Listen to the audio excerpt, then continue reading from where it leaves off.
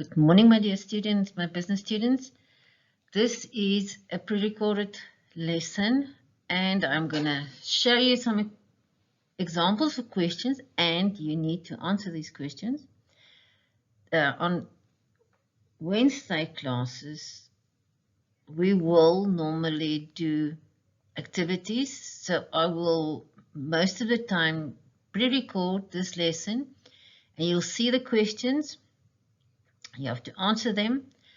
Get yourself a nice book to write in your answers, because on Fridays we will look at the memos and I will help you on how the answers should have looked like. Right. My question is always why do we need to do homework? So there is your reasons. You need to do homework because it's good for you, so that you are happy. You see this face when you're done with your exam. Right. Here's a list of verbs used in business studies. We'll go through this list one by one. I just want to highlight a few. And the one is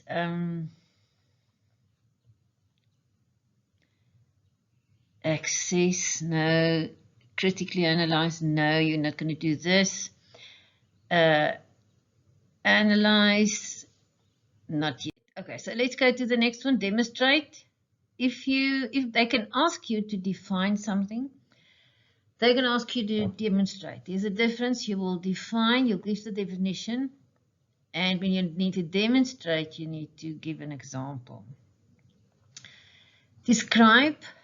This could be characteristics or features. They can say, describe the characteristics of an entrepreneur. Then you start by writing down the characteristic and then describe what it means. Okay. There's more, but we'll get to all the others as well. Right. I also showed you this. There is your definition, describe, outline. So definition says give the exact meaning. When you're writing down a definition and you're not quite sure that you have really wrote every word, just add an example. Right? It helps your definition and makes the examiner know that you know your work. If it says describe, then you'll have to give the main features. What is the main features of a planned economy? It is where the government takes all the decisions, the government owns everything, blah, blah, blah. Outline, now you describe the key point without going into detail. And the nicest thing is when they ask you state, then you just give the answers. If I say state the characteristics of an entrepreneur, you will just write down multi-skilled, innovative, people person. Again, illustrate. When they ask you to illustrate, it is a good idea to use a diagram. And then keep your answers short. Try to keep your answers very clear, very precise. And that's why you have to learn your definitions. I will get a way to test your definitions. We'll test definitions. The glossary is on the system. If you can't find it, just tell me. We'll make sure it is there. And then don't be vague. If a student writes an answer that's very vague, there's a stamp at Cambridge. Its stamp says TV. It means too vague.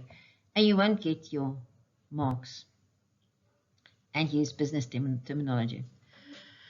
Okay, so the whole thing in the exam is you need to convince the examiner that you know your work.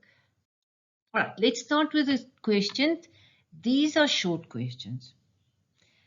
So for definition of social enterprise, write down the definition. Briefly explain 2 aims of a social enterprise. Now you need to give 2 aims and explain both of them for your 3 marks. Okay? You can pause the screen and write down your answer in your book, and then you can go to the next screen. Define the term entrepreneur. Again, if you know your definition properly, write down the definition, you'll get your 2 marks. Briefly explain 2 reasons why business will often fail. Oh, we did this yesterday. Do you remember that? Was it a rabbit crying about his business failing? So please, guys, write down, but then write down 2 reasons and explain them. I say briefly explain, but don't explain too briefly. You must convince the examiner that you know your work. And then, if you need to Google it, then do. Get 3 examples of social enterprises. You can pause the screen, do this.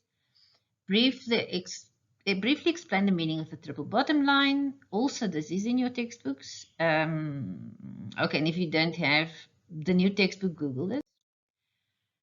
Identify 3 differences between a profit-making business and a social enterprise. This is in your textbook. If you don't have a textbook, Google this. And then define the term demand and briefly explain 2 factors that could influence the demand. So again, definition. The second one, briefly explain 2 factors. So you're going to write down 2 factors and you're going to explain them. And then activity 1.1 in your books is this question. So you can do this, please. And activity 1.2.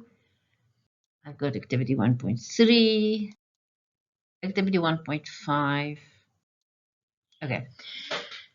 And then I really hope you get your books as soon as possible, because these exam practice questions, I only want you to read the question, decide what this question is asking from you, go and look in your textbook on which page you find the answer, and then think about the answer.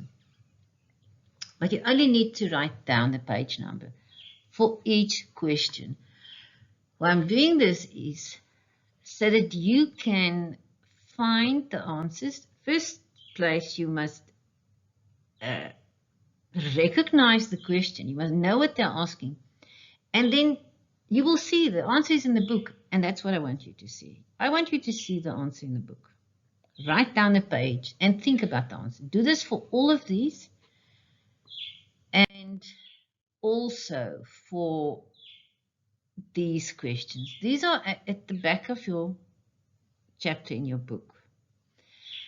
And then maybe we'll talk about the others on Friday, because these are no data response questions.